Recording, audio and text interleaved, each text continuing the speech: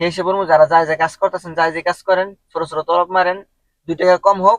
এক নদীর ওই পার একটা তলব, নদীর এই পার একটা তলব। আর রেস্টুরেন্ট দোনোটাই কিন্তু এই যে রেস্টুরেন্ট, তামিজ তামিজ দেখা যায় রেস্টুরেন্ট। এটা আসসালামু আলাইকুম, আশা করি সকলে ভালো আছেন। আরো একটা নতুন ভিডিওতে সকলকে স্বাগতম। তো আগের ভিডিওতে আমরা আসলে তার সাথে কিতা বা জায়েজ নিয়ে অনেক আলোচনা করছি।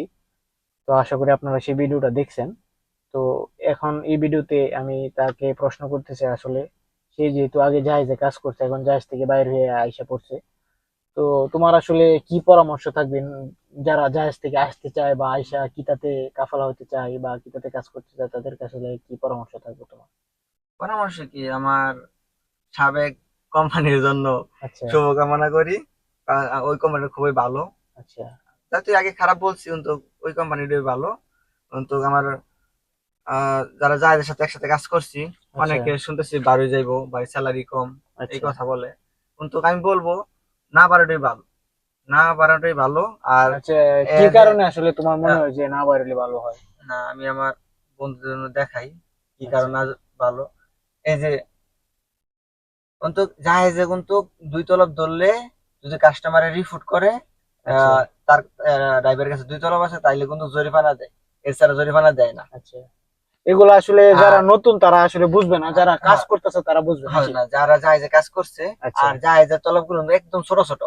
আচ্ছা, এই হচ্ছে মানে যারা ডেলিভারি কাজ করতেছে, তারা কিটাই করে বুঝবে। না, তারা বুঝবো। আর এটা হচ্ছে এই যে তলব গুলা, এটা ছোট করে একটা, দুইটা, তিনটা, আচ্ছা। তিনটা কাস্টমারের বাসা, 3টা তলব, আর 3টা রেস্টুরেন্ট। তাহলে 3টা রেস্টুরেন্ট থেকে কিন্তু খাবারটা নিয়ে 3টা কাস্টমার বাসায় পৌঁছতে হইব। মিনিমাম 3টা তলব ডেলিভারি দিতে 1.5 থেকে 2 ঘন্টা লাগবে। আচ্ছা। 1.5 থেকে 2 ঘন্টা লাগবো। মিনিমাম ধরে 1.5 ঘন্টা লাগবে। আচ্ছা। যদি 1.5 ঘন্টা লাগে, তাহলে কিন্তু তার আইডি র্যাঙ্ক কমে যাবো। রিপোর্ট করে আইডি র্যাঙ্ক কমে তো আহ মাস শেষে 500 টাকা কমাইবই। স্যালারি থেকে যদি 500 টাকা কমাই, তাহলে আমার তো এই 3 তলব ধরার কোনো দরকার নাই। আমি কিন্তু চাইলেও রিসিভ করতে, ক্যান্সেল ক্যান্সেল করতে করতে পারবো না। পারবো না। আমি যদি একটা তলব ক্যান্সেল করি, তাহলে কিন্তু 50 টাকা জরিমানা আসবো।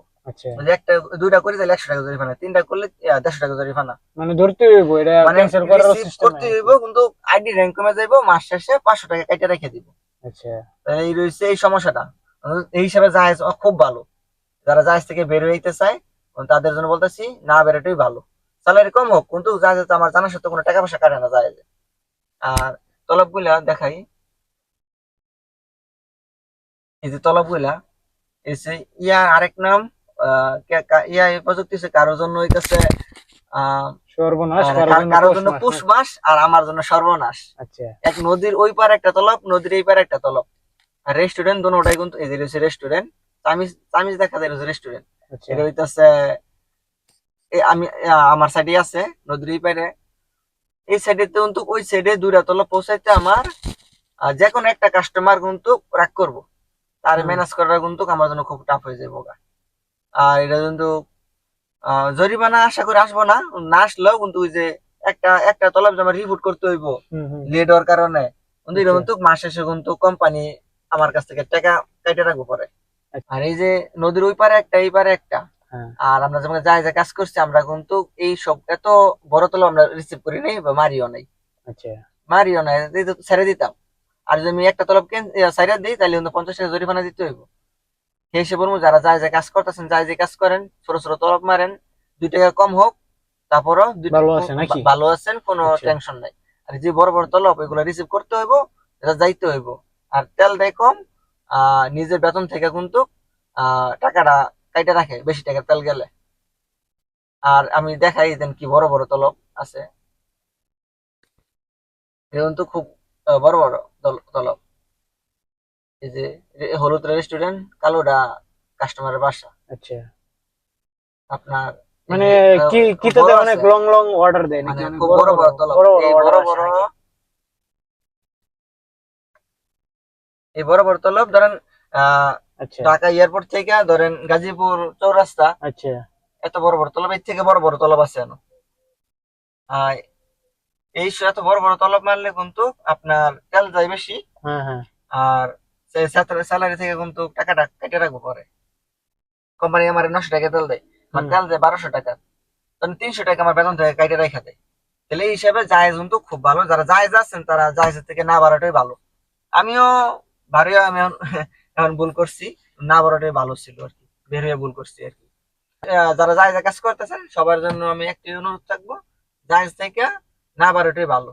আচ্ছা আচ্ছা। ডেলিভারি কাজের জন্য একমাত্র জায়েজই ভালো আছে, কোনো জরিমানা নেই। আপনি জায়েজে যারা আমরা গাড়ি চালাইছি সবাই জানি, জায়েজ নিয়ে আমরা বন্ধু বান্ধব জায়গায় ও দূরে থাকলেও আমরা যাইতে পারি জাদ্দার ভিতরে। হুম হুম। আর কিতার গাড়িগুলো নিয়ে কিন্তু কারো কাছে যাওয়া যেতেছে না। আর আমার এক বন্ধু আইছে দেশ থেকে, আমি ওর কাছে জাদ্দা থাকে কিন্তু এক লাস্ট সাইডে আর কি, ওর ওর কাছে যাইতে পারতেছি না। মানে কিতা, মানে আমি যে কমে যাচ্ছি ও একটু বেশি কঠোর ভাবে নিয়ন্ত্রণ করে আর কি, মানে গাড়ি কে কোথায় নেয় না নেয়। আচ্ছা, অনেকে মনে করে যে নিজের গাড়ি নিজের হাতে যেহেতু তাই গাড়ি নিয়ে যেখানে খুশি সেখানে যাওয়া যাইবো বা। যাওয়া যাবে, অনেক সময় যাওয়া যায় না, আচ্ছা মানে এই কমাতে যাওয়া যেতেছে না, কিন্তু এই সামান্য দিয়ে গেল কাছে ভিতরে যাওয়া যায়। আচ্ছা। কিন্তু আচ্ছা আমার এই বন্ধুটা যে জায়গায় থাকে ওই জায়গায় হচ্ছে আমার থেকে 30 কিলোমিটার দূরে, কিন্তু ওই জায়গায় আমি যাইতে পারতেছি না।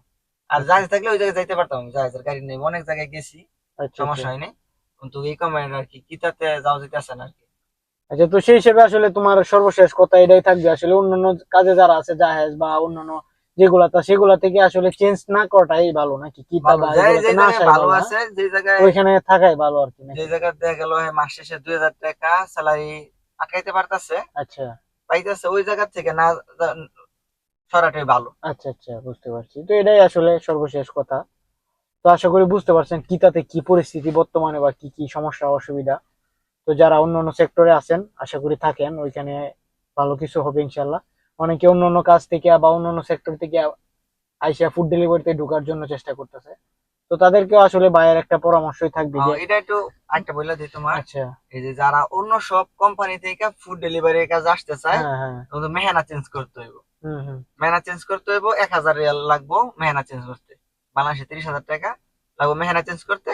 আর প্রাইভেট লাইসেন্স দিয়ে কিন্তু হইব না, আচ্ছা। ট্রান্সপোর্ট লাইসেন্স লাগবো। 10 ফুট 12 ফুট যেই 12 ফুট যে পিক আপ গুলা আছে, ডাইনা পিক আপ গুলা, হুম হুম। এইসব গাড়ি দিয়ে কিন্তু ম্যানুয়াল গাড়ি